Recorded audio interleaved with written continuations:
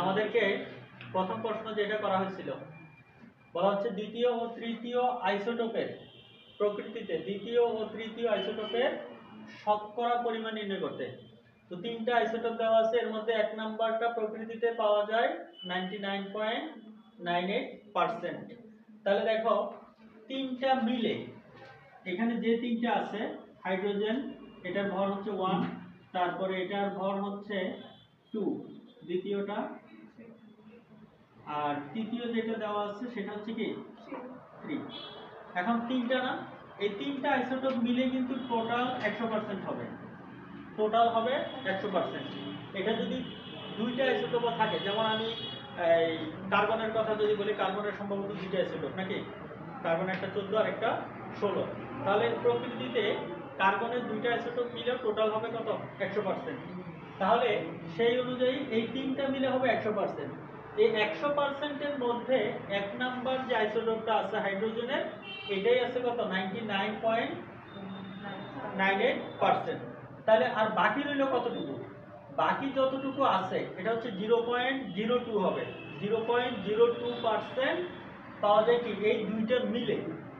যে 0.02% বাকি রইল, এই দুইটা মিলে 0.02% হবে। তাহলে দেখো দ্বিতীয় ও তৃতীয় আইসোটোপের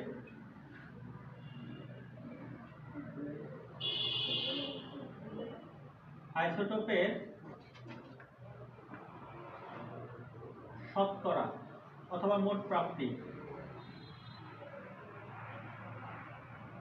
ঠিক আছে? দ্বিতীয় ও তৃতীয় আইসোটোপের মোট প্রাপ্তি কত হবে দেখো তো। আমার কাছে টোটাল কত পার্সেন্ট ছিল? 100%। এই 100% এর মধ্যে এই হাইড্রোজেন প্রথমটা যেটা, এইটাই নিয়ে নিছে কত পার্সেন্ট? 99.98%। তাহলে থাকলো কত? 0.02%। তাহলে এই মাত্র এতটুকু আছে কার জন্য? দ্বিতীয়টা এবং তৃতীয়টার জন্য। এখন তুমি যদি মনে করো এইটাকে এইটা আর এটার মধ্যে ভাগ করে দাও, তাহলেই হয়ে যাচ্ছে কাজটা নাকি? তাহলে আমরা বলতে পারি যে এর মধ্যে এই দুইটার মধ্যে, এই দুইটা মিলে তো এতটুকু, এই দুইটার মধ্যে দ্বিতীয়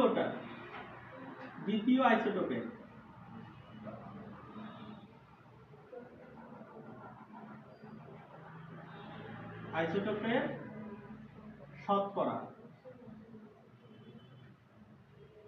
শতকরা প্রাপ্তি, মানে আমরা যেটা পাবো এটা বলতেছি শতকরা প্রাপ্তি কত? X%। ঠিক আছে? এই দুইটার মধ্যে দ্বিতীয়টা পাওয়া যায় ধরে নিলাম X%। তাহলে তৃতীয় আইসোটোপের শতকরা প্রাপ্তি কত হবে? দুইটা মিলে কত? এতটুকু পাওয়া যায়। এর মধ্যে দ্বিতীয়টা যদি এত হয় তাহলে তৃতীয়টা কত হবে? 0.02 মাইনাস x, নাকি? বুঝছো কথাটা? হ্যাঁ, ক্লিয়ার? কারণ এই দুইটা মিলে এতটুকু আছে মোট, এর মধ্য থেকে দ্বিতীয়টা যদি এত পার্সেন্ট নিয়ে যায়, এইখান থেকে X% বাদ দিয়ে যা থাকে তা হবে কি তৃতীয়টার শতকরা পরিমাণ।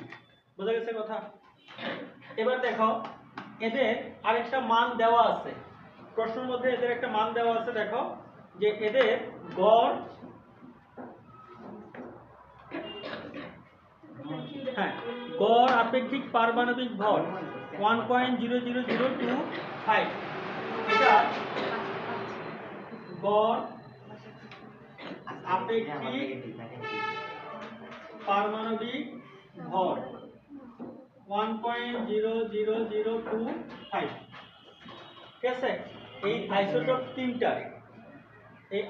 তিনটার গড় আপেক্ষিক পারমাণবিক ভরের মান দেওয়া আছে 1.00025।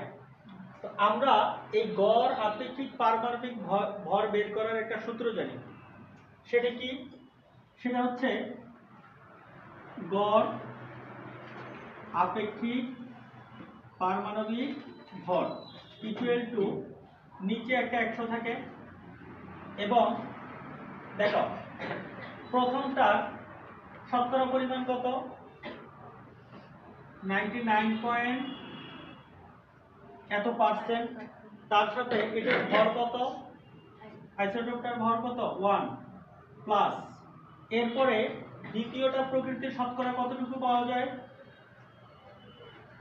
x% শতকরা পরিমাণ, এটাও শতকরা পরিমাণ, এটাও শতকরা, দ্বিতীয়টারও শতকরা পরিমাণ কত পার্সেন্ট পাওয়া যায়, x%। এই x% এর সাথে গুণ হবে দ্বিতীয়টা ভর কত আইসোটোপের 2 প্লাস, এরপরে দেখো তৃতীয়টা কত পার্সেন্ট পাওয়া যায় প্রকৃতিতে 0.02 মাইনাস x, এটার সাথে এটার আইসোটোপের ভর কত 3 আর নিচে একটা 100। অর্থাৎ এখানে আমরা যেটা করলাম,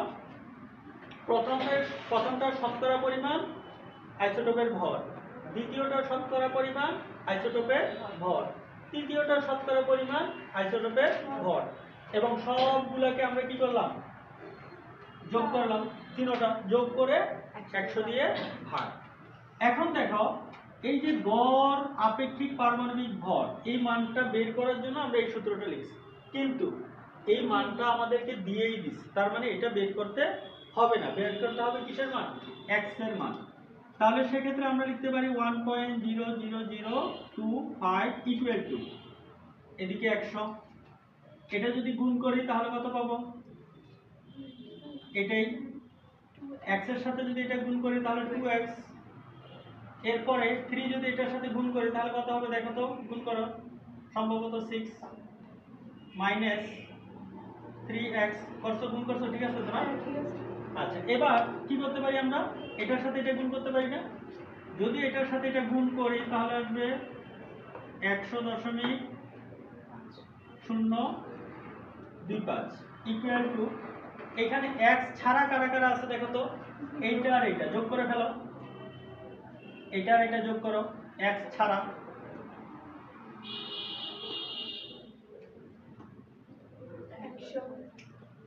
হ্যাঁ বরাবর, এটা আর এটা যোগ করে বরাবর 100, কম বেশি হওয়ার কথা না।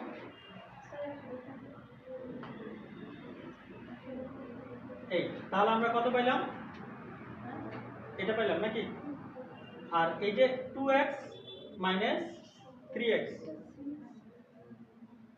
কত হিসাব করছো, হ্যাঁ আমি তো সেটাই বলতেছি যে 100 তো আসার কথা না, 100.04 মাইনাস x, x কেন বুঝছো তো, 2x মাইনাস 3x, তাহলে থাকলো মাইনাস x। এখন আমি যদি x এর মান বের করতে চাই, তো দেখো x টা এই পাশে নিয়ে আসো, এটা জায়গায় রয়ে গেল, এটা ওই পাশে নিয়ে যাও, দেখো তো কত থাকে,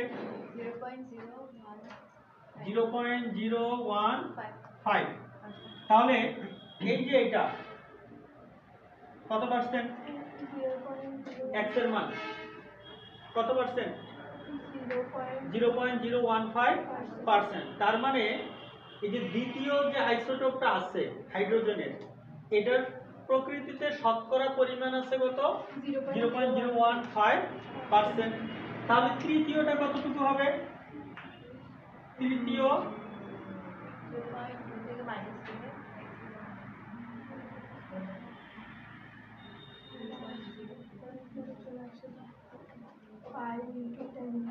শতকরা প্রাপ্তি, এদিকে কত ছিল 0.02 মাইনাস x, তো x মানে কত 0.015, বিয়োগ করে কত আসে 0.005%।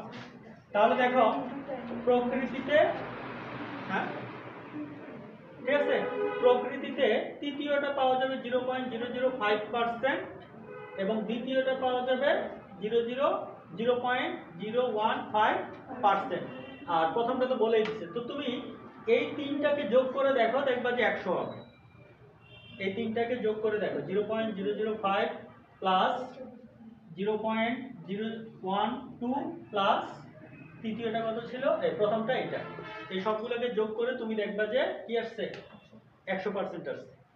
কারণ যত আইসোটোপি থাক, 2টা 3টা 4টা, 2টা থাকলে 2টা মিলে 100% হবে, 3টা থাকলে 3টা মিলে, 4টা থাকলে 4টা মিলেই 100%। এই জন্যই আমরা কি করছিলাম, দ্বিতীয়টা আর তৃতীয়টা মোট বের করার জন্য, মোট এটা বের করার জন্য 100 থেকে বিয়োগ করছিলাম, কারণ প্রথমটার জন্য যেটা জানা আছে সেটা বাদ। ঠিক আছে, ক্লিয়ার? এটা